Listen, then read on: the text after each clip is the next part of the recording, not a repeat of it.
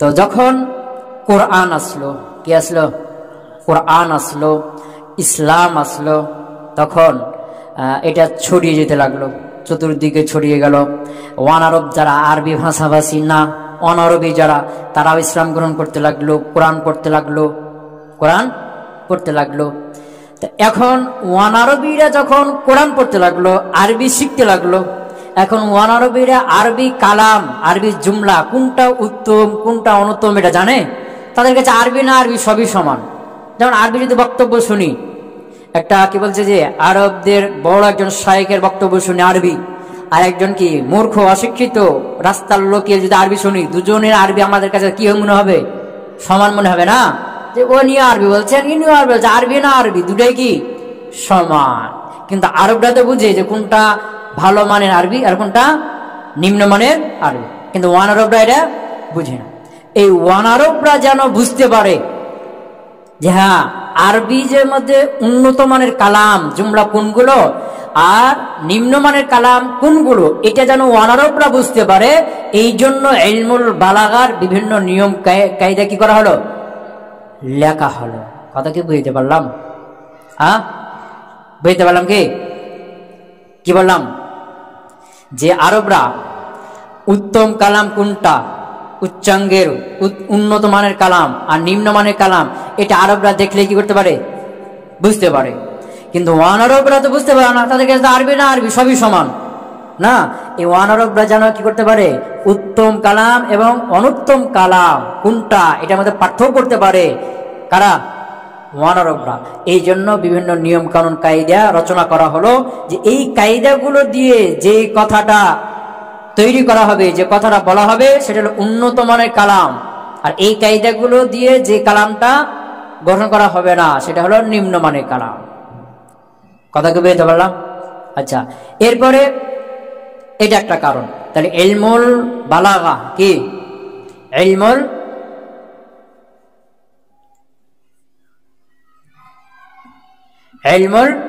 বালাগা। তো ইলমুল বালাগা এটা সূচনা হওয়ার, তৈরি হওয়ার প্রথম কারণ কি বললাম? প্রথম কারণ কি? যে উত্তম উন্নত মানের কালাম আর নিম্নমানের কালামের মধ্যে পার্থক্য করা। কি করা? বুঝতে পারো নাই? হ্যাঁ হ্যাঁ, আচ্ছা। তাময়িজু,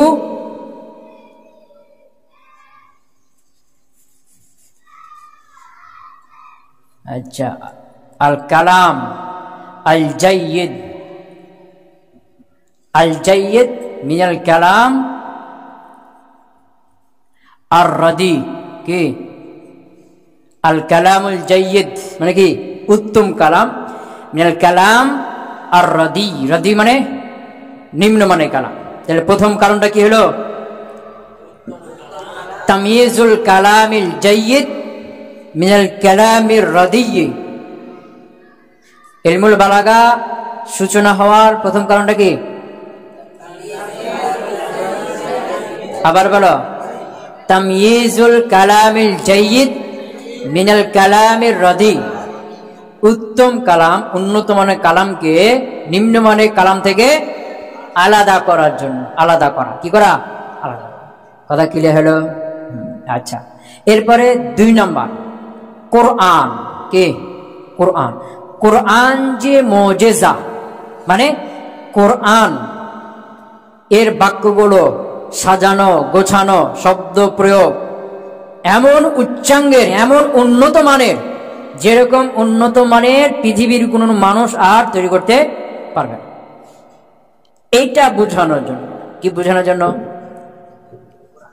কোরআন যে মুজিজা, কোরআনের মতো কোরআন তৈরি করতে পৃথিবীর মানুষ অক্ষম, পারবে না।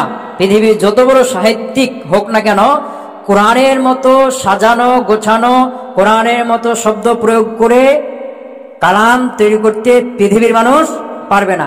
এই জিনিসটা বোঝানোর জন্য কি তৈরি হলো? ইলমুল বালাগা। বুঝতে পারলাম? যেমন আরবরা এটা বুঝতে পারত, এটা হলো ওয়ান আরবিদের কাছে। ওয়ান আরবি যেন বুঝতে পারে যে কোরআনের মতো কোরআন তৈরি করা মানুষের দ্বারা সম্ভব না। তুমি কি করছো? লিখবা পরে, আমি যা বলছি এগুলো বুঝো। কি বললাম? যে ওয়ানারবদের কাছে কোরআনের মতো কোরআন তৈরি করা মানুষের দ্বারা সম্ভব না, এইটা বুঝানো। কি বুঝানো? বুঝতে পারো নাই? হ্যাঁ, তাহলে 2 নাম্বার হলো কি? 2 নাম্বার হলো ফাহমু এজাজুল কোরআন। ফাহমু এজাজিল কোরআন, কোরআনের এজাজ বুঝা। কি বুঝা? এজাজ মানে কোরআনের মতো কোরআন তৈরি করতে পৃথিবীর মানুষ অক্ষম, পারবে না। কোরআনের মতো সাজাতে, কোরআনের মতো সাজিয়ে মিল রেখে শব্দ প্রয়োগ করে বাক্য গঠন করতে পৃথিবীর মানুষ অক্ষম। কোরআন পৃথিবীর মানুষকে অক্ষম করে দিয়েছে এ বিষয়ে, এইটা বুঝানো। বুঝতে পারো নাই? এটা আরবরা বুঝতে পারত, আরবরা শুনে বুঝতে পারতো, পেরেছিল। যেমন একটা ঘটনা আছে যে সাবে মুআল্লাকাত, 60টি কবিতা। কয়টা কবিতা? খুব উঁচু মানের বালাগাত ফাসাহাত দিয়ে সাজানো গোছানো ভাবে রচনা করা হয়েছিল। কয়টা? 60টি কবিতা। তো এই 60টি কবিতাকে বলা হয় সাবে মুআল্লাকাত। এই 60টি কবিতা ওই কাবা শরীফের দেওয়ালে লেখা ছিল। কোথায়? হ্যাঁ, যখনই কেউ এরকম উচ্চাঙ্গের আরবি দিয়ে, উন্নত মানের আরবি দিয়ে কালাম বা জুমলা বা কি বলছে কোনো কবিতা রচনা করতো, ওই কাবা শরীফে কি করতো? এটাকে লিখে ঝুলিয়ে দিত। তো এরকম ঝুলন্ত করে ছিল 60টি। মানুষেরা হজ করতে এসে বিভিন্ন সময় এসে দেখতো যে কালাম, এই কবিতাগুলো কত উন্নত মানের তৈরি করা হয়েছে, বুঝেছে না? অনেক বালাগাত ফাসাদ দিয়ে তৈরি করা হয়েছে। মানুষ দেখতো এই কবিতাটা কার? অমুক কবির, অমুক কবির। ওই অমুক কবির নাম কি হয়ে যেত? প্রচার হয়ে যেত। বুঝে গেছে না? দেখে বুঝতে পারতো। তো যখন সূরা কাউসার নাজিল হয়, কোন সূরা? সূরা কাউসার। ইন্না আ'তাইনাকাল কাউসার ফাসাল্লি লিরাব্বিকা ওয়ানহার ইন্না শানিআকা হুয়াল আবতার। এই সূরাটা যখন নাজিল হলো, কোন একজন এটা মুখস্থ করার পরে ওই সাবিআ মুআল্লাকাত আছে না, তার স্থানে এই সূরাটা কি করে? লিখে দেয়। এই সূরাটা কি করে? লিখে দেয়।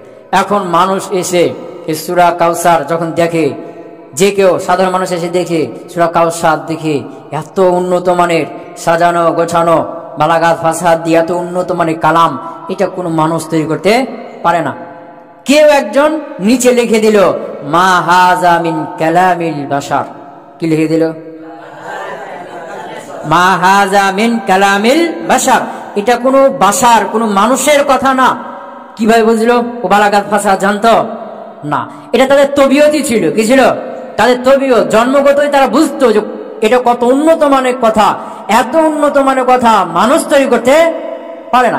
আরবরা বুঝতো কোরআনের মতো কোরআন তৈরি করতে পারবে না। এটা আবু জেহেল, উতবা, সাইবা, আরবিয়ান যারা, এরা সবাই কি বুঝেছে।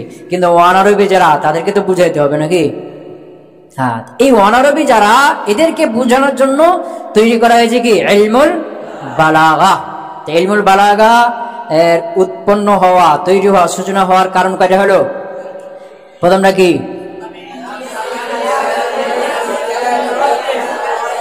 হ্যাঁ, তাময়িজুল কালামিল জাইয়িদ মিনাল কালামির রাদি। বা 2 নম্বরে ফাহমু ইজাজিল কোরআন। তো এই দুইটার মধ্যে মূল হলো ফাহমু ইজাজিল কোরআন।